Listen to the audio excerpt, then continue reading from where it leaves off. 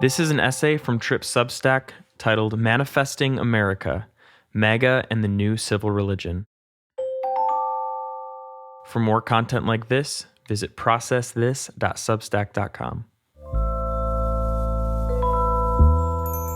The emergence of a new civil religion.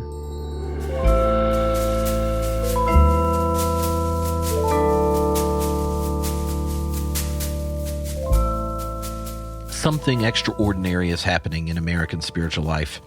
As traditional religious institutions decline, new forms of meaning-making have emerged, creating what scholars are calling a new civil religion. This contemporary spiritual landscape is characterized by its provision of meaning, purpose, community, and ritual outside traditional religious frameworks. Within this context, Donald Trump and the MAGA movement represent a unique manifestation of this new civil religion, blending elements of self-making, positive thinking, and reactionary atavism into a potent spiritual and political force. The historical roots of self-creation. To understand how we arrived at this moment, we need to trace the genealogy of self-creation in Western culture. This history begins crucially with Martin Luther's radical reconception of religious authority. By establishing an inner-outer distinction within the self and emphasizing personal experience in matters of faith, Luther inadvertently set the stage for the individual's internal authority to become paramount in matters of meaning and truth. His insistence that no external body should mediate between the individual and sacred text would eventually evolve far beyond what he could imagine. From this foundation, as Tara Isabella Burton demonstrates, the theology of self-creation developed through four crucial stages. The first emerged in the European Renaissance, where figures like Albert Dürer began presenting themselves in ways previously reserved for religious figures. The self-maker appeared as a kind of demigod, a special being chosen by God or nature to participate in the divine right of creation. This wasn't democratic. Not everyone was seen as possessing this ability, but it established a revolutionary precedent. The Enlightenment transformed this exclusive divine right into a broader philosophical revolution. Thinkers began to recognize that customs around food, clothing, and sexuality weren't divinely ordained, but in fact human constructions.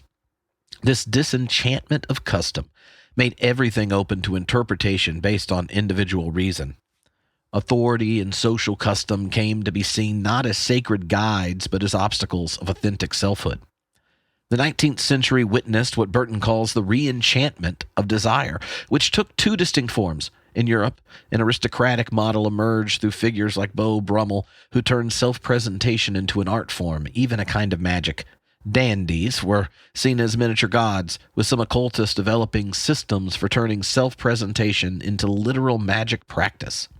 In America, a more democratic model emphasized self-made success through determination, exemplified in figures like Frederick Douglass.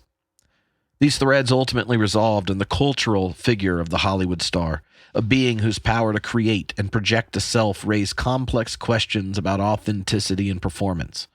Meanwhile, the rise of consumer capitalism and the Gilded Age, wealth created new possibilities for purchasing identity and meaning.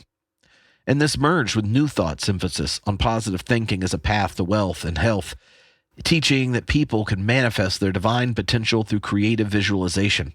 Failure, whether physical illness or financial ruin, was recast as failure of self-confidence, a mind that hadn't properly manifested its potential. This history is only accelerated in our time. Postmodernity's critique of normative reason made space for new forms of spiritual authority. The internet has enabled individuals to connect with others who share their beliefs, further incentivizing spiritual individualism. Consumer culture offers endless opportunities to purchase meaning, purpose, community, and ritual. What began with Luther's emphasis on individual religious experience has evolved into a spiritual landscape where the self is the highest authority and personal desire has become a sacred force. The theology of self-making. Trump as archetype. This history helps us understand our present moment, where surveys indicate that half of the Americans believe in manifesting, the idea that thoughts can directly shape reality. It also helps us understand Donald Trump's personal persona. Trump represents an apotheosis of American self-creation, a man who through sheer force of will and relentless self-promotion transformed himself into a living brand. From his early real estate days through The Apprentice on TV and into politics, Trump demonstrated an almost mystical belief in the power of self-assertion. In Trump's world, things weren't true, especially about yourself. It could become true if you could say them loud enough and with enough conviction. This isn't just showmanship, it's theology. Trump's worldview is profoundly shaped by Norman Vincent Peale, the power of positive thinking movement. This wasn't just about optimism. It was about the belief that humans' thoughts and desires could literally reshape reality. Yet, as philosopher Byung-Chul Han warns us, this obsession with positive thinking and self-optimization comes at a devastating cost. The constant pressure to perform, to project success and strength, creates what Han calls a performance society, where freedom becomes indistinguishable from coercion. In our post-Christian world, the desire to be a god is distinctly modern tendency. When a traditional religious framework fades, what remains is the shape of our desires, the belief that we truly, really, authentically are whoever we want to be. This is the closest thing many have now to a divine force, a shared force, a magical force. From an evolutionary perspective, our susceptibility to such beliefs isn't accidental. Natural selections organized our minds so that we do not see reality clearly, but instead serve our genetic self-interest through various forms of self-deception. The power of positive thinking taps into this evolved tendency, promising that we can bend reality to our will through the force of belief alone. Trump tapped into something deeper and more primal about the American cultural consciousness, something that felt truer than ever in our era of carefully curated Instagram feeds and personal brands, but also something that speaks to our collective exhaustion. The commodification of community in digital space. The MAGA movement's power partly stems from its ability to create strong community bonds through opposition. MAGA followers aren't just united by what they believe in, but who they stand against: the elites, the deep state, the radical left. This opposition creates a powerful sense of shared identity and purpose. However, as Han astutely observes, what appears as a community might actually represent its erosion, as individuals relate to each other primarily as competitors in an endless performance of success and grievance. Han's insight cuts even deeper. Quote, "The origin of culture lies in community. Culture teaches symbolic values that found community. The more culture becomes a commodity, the more it leaves its origin behind.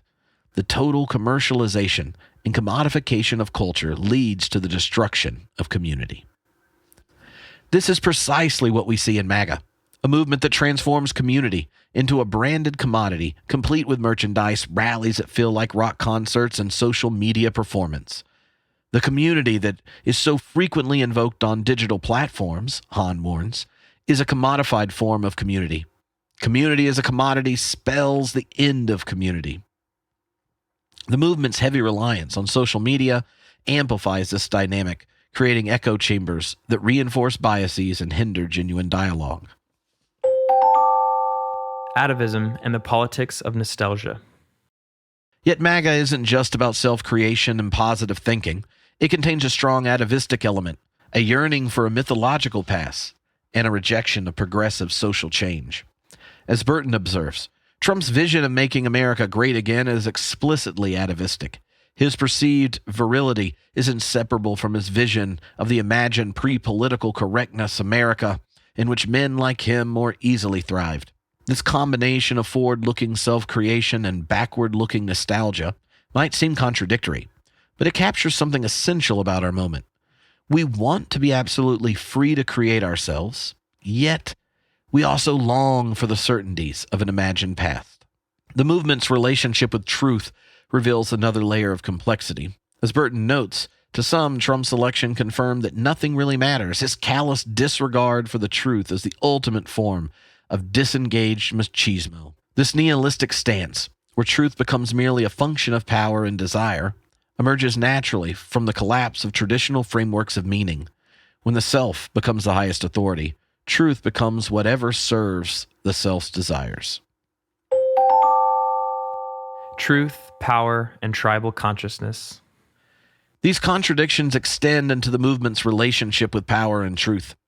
While celebrating individual self-making, MAGA demonstrates strong authoritarian tendencies. While preaching personal responsibility, it often operates through conspiracy theories that deny objective reality. Hahn would recognize that this loss is of what he calls negativity, the capacity for contemplation and deep thought that enables genuine understanding. The movement's rejection of intellectualism and nuanced perspective reflects this loss, perpetuating simplistic narratives that resist critical reflection. In a world where nothing really matters, where truth is whatever serves the self's desires, the only remaining authority is the will to power. These aren't bugs in the system. They're features of a spiritual movement that has made individual desire its highest authority. The MAGA movement transformed these individual spiritual impulses into a collective experience. It provided a clear narrative of national decline and restoration, with Trump promoting himself as the only person capable of delivering America and making the country great again. From an evolutionary perspective, this activates that ancient tribal mechanism that evolved to help our ancestors form tight-knit groups in times of perceived threat. These psychological modules, which once helped bands of hunter-gatherers survive, now fuel political polarization and generate a tribal consciousness. The tendency to see our group as inherently virtuous and opposing groups as fundamentally evil. MAGA rallies became a form of religious ritual, creating moments of collective effervescence where individual desires for transformation could be expressed through communal experience. Beyond the politics of self-creation. Understanding MAGA through this lens of religious studies and cultural analysis helps us grasp both its appeal and its dangers. It's not enough to dismiss it as a mere politics or simple demagoguery. What we're witnessing right now might be understood as a form of modern-day dandyism, the desire to be seen as special without traditional moorings of birth or blood, but occurring in a society that, as Hahn notes, has lost its ability to determine a coherent moral framework. We're witnessing the emergence of a new form of spiritual political fusion, one that will likely influence American society long after Trump himself has left the stage. As we move forward, we need to better understand how spiritual needs shape political movements, how individual desires for transformation can be channeled into collective action, and how new forms of meaning-making emerge in times of institutional decline. Perhaps, most crucially, we need to explore alternatives to the tribal consciousness and self-deception that characterize our current moment. The story of MAGA and the new civil religion isn't just about Trump or contemporary politics. It's about the everlasting human search for meaning, purpose, and transcendence in an increasingly uncertain world.